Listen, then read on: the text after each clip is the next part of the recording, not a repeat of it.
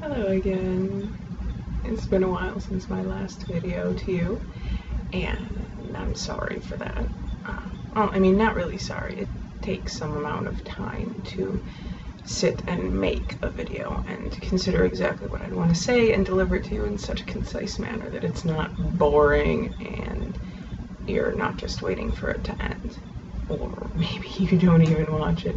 Maybe you don't even care, and that's okay. But I have more time on my hands now. 3 days has gone by since I've last posted. I don't know where it's gone. I don't know what had happened. I've just been following him. When he gets up in the morning, I get up. And when he eats lunch, I eat lunch, and I eat what he eats. And I think about how it tastes to him. And I think about what he must feel. And when he comes home from work, I'm there. And when he goes to bed at night, I'm there. When he gets angry, when he gets happy, when he does things he doesn't want anyone else to see, I'm there. And I guess I've been a little bit too absorbed in it. It's hard to live two lives at once. Well, 3, I guess, because there's obviously the life that I've presented to you for your consideration. And then there's the life that I'm fucking up so royally with work. And then there's his life that I'm leading for now so that I can understand. And I'm starting to understand. I mean, it's not to say that he's bad all around. He isn't bad all around. No one is bad all around. It's just that sometimes the bad parts overweigh the good parts, and that's when something needs to be done about it. You know, for instance, he's kind to animals. There's a neighborhood, just stray little, orange cat that wanders around his neighborhood, and I've seen him pet it and feed it little things or leave food out for it. So he's kind to animals. He's loving to animals. He's very kind to servers at restaurants, but he leaves very bad tips.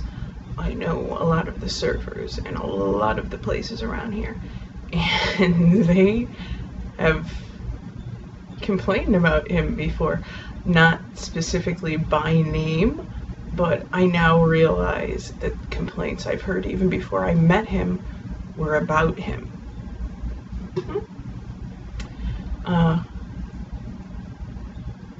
I'm sure there's other good things about him, right?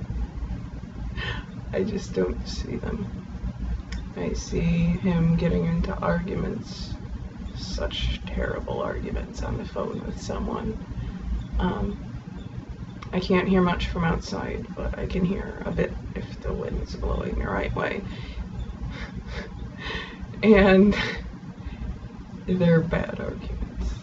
He screams and his face gets all scrunched up. And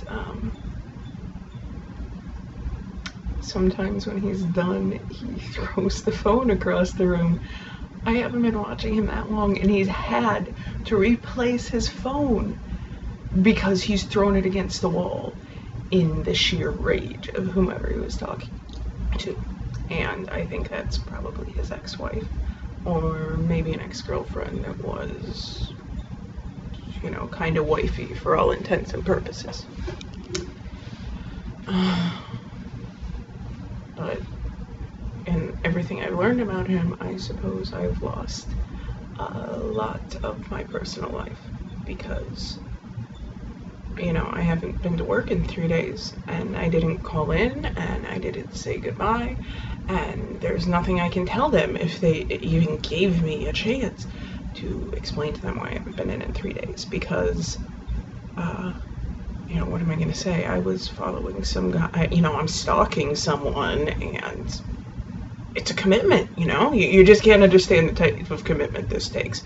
But I promise to do better. I don't think that's gonna work. So I guess I'm gonna lose a couple jobs. I guess I'll be getting a couple final pay stubs in the mail shortly. Goodbye jobs. Goodbye tips. Goodbye Nora. Goodbye Nora especially. Maybe she'll still come by. I think she might still come by because we have fun together. And you know, what else can you say about it? But I should still be okay. I came to the realization of how long I'd kind of been out today, and it's Sunday, and that's good because that means that my Monday, Tuesday, Wednesday jobs should still be okay. And you know, I had said that my work has been suffering, and it has, because I can't do anything just kind of. I have to do everything full throttle all the time, as hard as I can, until I can't do it anymore. And once I commit to something, it's the end of it. But I do have to learn how to dial it back. Everyone else has figured out how to dial it back. It's an unimaginable skill for me. I've never really been a person who can do restraint. Fuck. But I've got to get it together because, I mean, Saeed, he'll pay for things, but I don't really like him to pay for things. It makes him feel useful to some degree, I think, in my life to help me out with small bills. And I adore him, of course, but I don't want to stick him with that sort of responsibility. So I have to keep some jobs, and I have to maintain an air of normalcy. I have neighbors, you know, there's people that see my house constantly, and they'll see if my car is in the driveway, and they'll see me coming and going, and if I'm suddenly only going at night, and you know, that's not going to work. You know, I've also taken up candle making.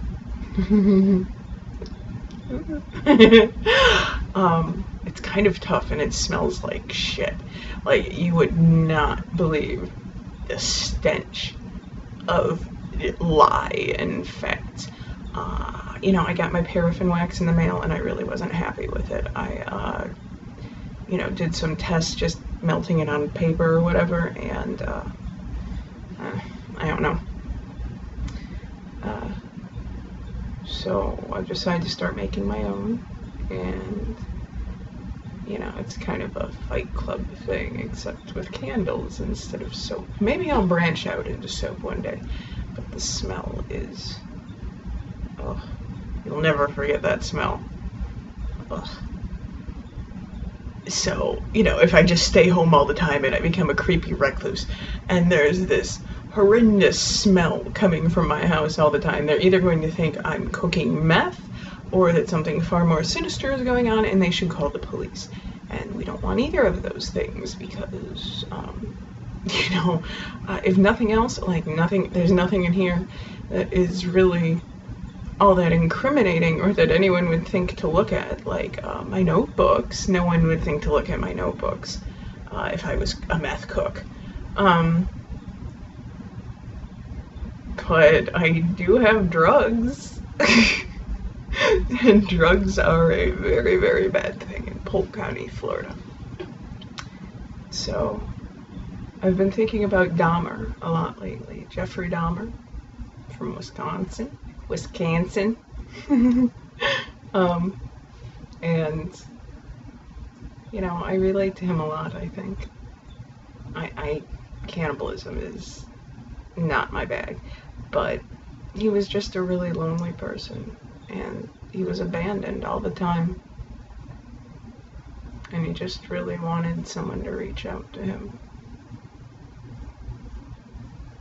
And it's sad how many people that happens to, and you think that if someone had just stuck with him and just been his fucking friend, it all could have turned out differently. So I'm gonna go to work tomorrow, and I'm going to try to remember to write and record, because I'm figuring a lot of really exciting things out, and I want to share it with you.